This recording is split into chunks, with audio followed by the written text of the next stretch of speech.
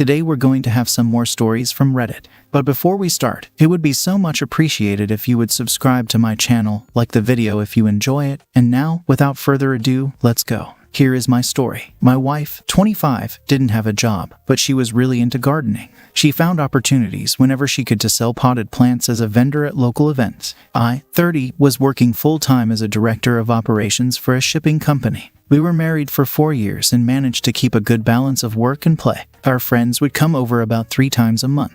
We each only had one close friend that we felt comfortable enough to invite over. My best friend was Wayne, and her best friend was Camilla. They were friends with us since middle school, so they were people we trusted enough to have in our home. I was thankful I managed to keep in contact with Wayne over the years, despite my hectic schedule. While we had our friends over, I started noticing that my wife would sometimes talk to Wayne more than Camilla. I wasn't too worried because my wife and Wayne were naturally very talkative, while Camilla and I would often quiet down and listen. I was nothing but thankful on these nights because I felt like life was good. I had a job I loved, a wife I loved, and friends to celebrate with. I heard enough stories to know I was the lucky one. One Monday, I was at work after spending the day before at the beach with our friends. Wayne texted me that he had something to admit. He said yesterday at the beach he accidentally saw my wife changing in one of the flimsy tents. They made eye contact, but she still didn't stop undressing. Instead, she smiled mischievously and continued showing him things until there wasn't anything more to show. He finally left when he was overcome with guilt. He was telling me the truth because he wanted to be honest and maintain our friendship.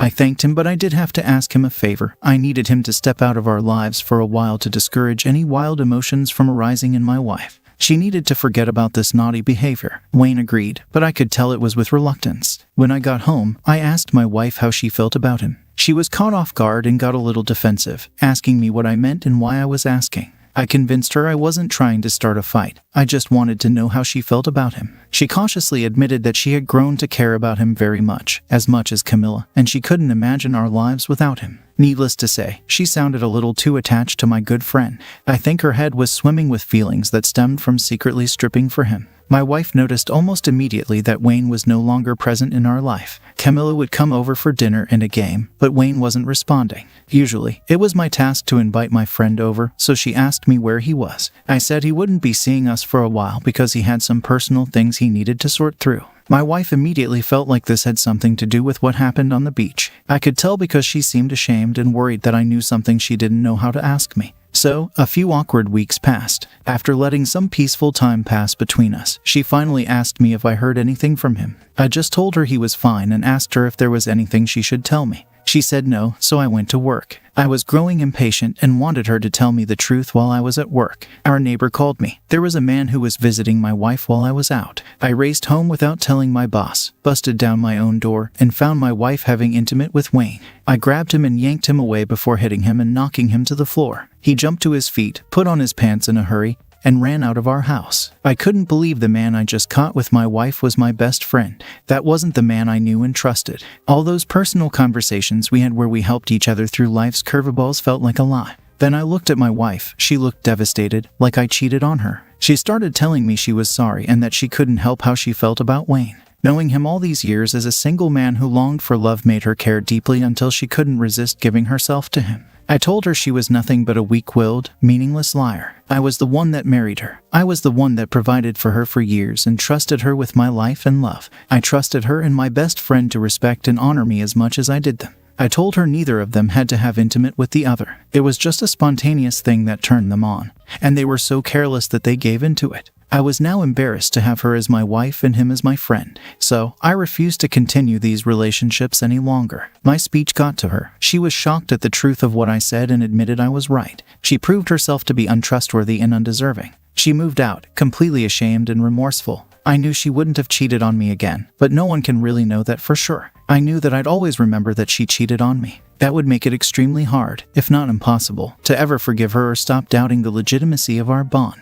My best friend never spoke to me or my wife again, not even after our divorce. My ex lived with one of her co-workers, carpooling to work for a while. I don't know what happened after that because we stopped all communication. Now, let's get into the second story. My wife, 34, and I, 42, were married for 8 years when I was asked to travel out of state to oversee a company project for months. We talked about it for a few days but ultimately decided I should go for the pay, although it would be a challenge to be apart for so long. I was confident my wife and I could get through it without a problem. After 8 years of marriage, we were in our prime time together. One thing was certain, we'd have a wonderful reunion when it was over. 4 months after I left, it felt like it had been a year apart from my wife. She felt the same way. The physical separation and lack of emotional intimacy began taking its toll. I struggled to focus at work. It wasn't the same without seeing my wife each night to refuel my willpower to go on.